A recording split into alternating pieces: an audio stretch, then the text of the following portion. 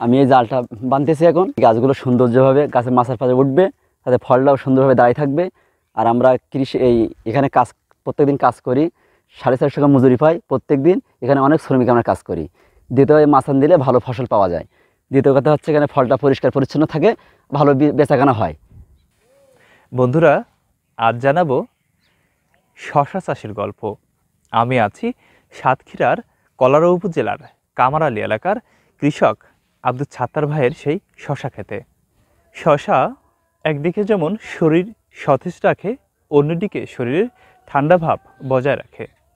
শশায় vitamin C, vitamin B, phosphorus সহ প্রচুর পরিমাণে আয়রনও থাকে। এই শশা সাতক্ষীরার কলারোয় একসময় চাষ হতো না, এখন এই শশা জাতটা আমরা উত্তরণ এবং সলিডারিডাট সফল প্রকল্পের আওতায় ট্রেনিং প্রশিক্ষণ দিয়ে কৃষকদের সর্বোপরি আমরা এটা চাষের উপরে পরামর্শ এবং আজ ট্রেনিং প্রশিক্ষণ দিয়ে যাচ্ছি। আমরা পুরুষের পাশাপাশি মহিলারা কাজ করি।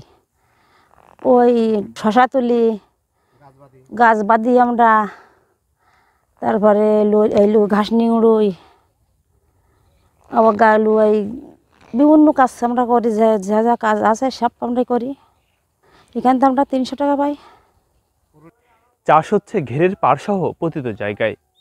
এই পতিত জায়গায় শশা চাষ করে কৃষকেরা এখন স্বাবলম্বী হচ্ছে, বাড়তি একটা অর্থ তারা পাচ্ছে। কি পরিচর্যা করেন এই শশায়, আমরা সব কিছুই কৃষকের মুখ থেকে শুনে নেব। শশাটা মূলত জ্যৈষ্ঠ আষাঢ় মাসে রোপণ করলে ভালো হয়, বর্ষার আগে। এবং সমস্ত জমি চাষাবাদ করে সার দিয়ে এটা বেড তৈরি করে ভালো উপযোগী তৈরি করে বীজ বপন করতে হয়। বীজ বপন করার পরে এটা উঁচু জমিতেই করলে ভালো হয়, কারণ নিচু জমিতে এটা মানে খুব সূক্ষ্ম সবজি, যা পানি কম হলেও হবে না, আবার বেশি হলেও হবে না। যদি অতিবৃষ্টি হয় তাহলে নষ্ট হয়ে যাবে, আবার যদি খরা হয় তাও নষ্ট হয়ে যাবে। এই জন্য এই জমিটা উঁচু হলে সবচেয়ে ভালো হয়, কারণ এখন বর্ষাকালের জন্যই উঁচু জমি ভালো। আর অন্য সময় তো এইভাবে চাষাবাদ হয় না। এটা মূলত জ্যৈষ্ঠ আষাঢ় মাস থেকে শুরু করে চাষ করা হয়। এর মেয়াদ 40 থেকে 45 দিনের মধ্যে ফল শুরু হয় এবং এর মেয়াদ থাকে 100 দিন পর্যন্ত। মোট 45 থেকে 50 দিন আমরা এই ফল ভাঙে। এক এক জমিতে আমরা মোটে হলো 3 লক্ষ টাকার মতন আমরা এই ফল পাই, যাতে খরচ আমাদের 1 লক্ষ টাকা সর্বোচ্চ। এবং এতে একটা লাভজনক ব্যবসা। টমেটো বা অন্যান্য যে ফসল আছে তার চাইতে অধিক লাভ এবং স্বাস্থ্যসম্মত এবং পরিবেশ বান্ধব ফসল। শশায় মূলত কোন ধরনের রোগটা হয় আর সেটার প্রতিকারটা মূলত কি করেন, মানে কোন বিষয়ে নজর দিতে হবে?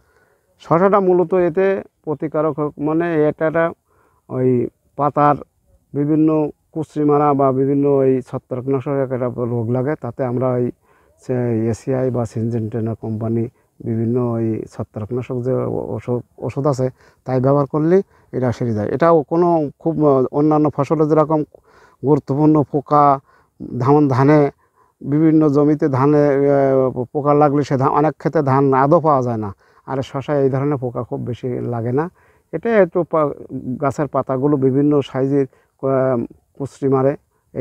ওই ছত্রাকনাশক ব্যবহার করলে বা বিভিন্ন ঔষধ এই মানে জৈব বালাইনাশক ব্যবহার করলে এটা ক্লিয়ার হয়ে যায়। এতে কোনো ঝুঁকিপূর্ণ তেমন কোনো রোগ বালাই হয় না। এটা একটা খুব সুন্দর, এটা সতর্ক থাকতে হবে যে কীভাবে কি হয় দেখতে হবে। খেতে প্রতিদিন তো থাকতে হবে এবং গাছের অবস্থা দেখতে হবে, গাছের চেহারা কোন দিন কোন রোগটা কোন দিকে যাচ্ছে। আর প্রতিদিন আমাদের এই গাছ বাঁধা ধরা করতে হয় এই নেটের উপর দিয়ে দেওয়ার জন্যে এবং সাইজ করতে হয়। আমরা বুঝতে পারি যে কোন রোগে কোন পাতায় কখন কী হচ্ছে, রোগ হচ্ছে, তখন সেই মুহূর্তে আমরা ছত্রাক জাতীয় এবং জৈব বালাইনাশক কিছু ব্যবহার করলে এটা মুক্ত হয়। এতে কোনো অত্যাধিক কোনো বিষ ব্যবহার করতে হয় না। শশা আগে মাটিতে চাষ হতো, এখন মাছা পদ্ধতিতে চাষ করছে কৃষকেরা, আবার তাও পতিত জায়গাতে, যেমন ঘেরের পাড়, জমির পাশে পড়ে থাকা কোনো জায়গা বা রাস্তার ধারের কোনো জায়গাতে চাষ হচ্ছে এই শশা।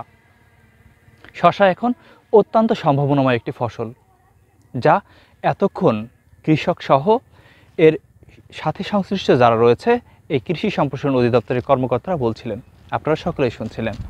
এই শশা চাষ করে কৃষকরা স্বাবলম্বী হচ্ছে। এই শশায় যে চাষ করার ফলে একদিকে মানুষের কর্মসংস্থান সৃষ্টি হয়েছে, 45 দিন থেকে 50 দিনের ফল, আর এ থেকে লাভ হচ্ছে প্রতি বিঘাতে প্রায় লক্ষাধিক টাকা, যা অন্যান্য ফসলের থেকে প্রায় 3 গুণ লাভ।